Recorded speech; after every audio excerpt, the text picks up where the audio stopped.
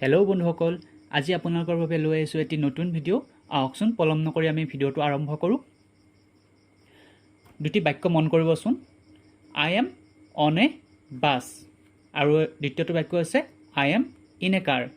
এই দুটি বাক্যত প্ৰথমটো বাক্যৰ বাছৰ আগত অন হৈছে আৰু দ্বিতীয়টো বাক্যত কাৰৰ পূৰ্বে ইন হৈছে।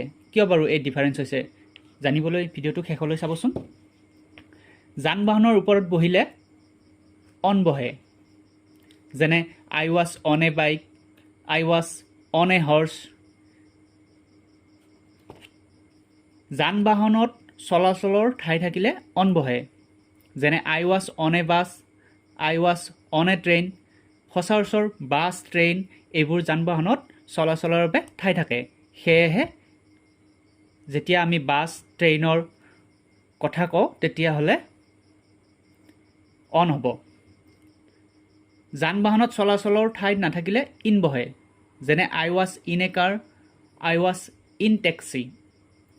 কাৰ, টেক্সি এনেবোৰ যান বাহনত চলাচলৰ বাবে ঠাই নাথাকে। সেয়েহে কাৰ আৰু টেক্সিৰ তেনেকুৱা যান বাহনৰ আগত ইন হ'ব।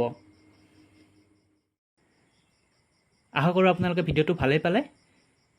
যদি আপোনালোকে ভিডিঅ'টো ভাল পালে তেনেহ'লে লাইক, কমেণ্ট, শ্বেয়াৰ কৰিব আৰু এই চেনেলটোত ধুনীয়া ধুনীয়া ভিডিঅ' পাবলৈ আপোনালোকে ছাবস্ক্ৰাইব কৰি থ'ব। ধন্যবাদ।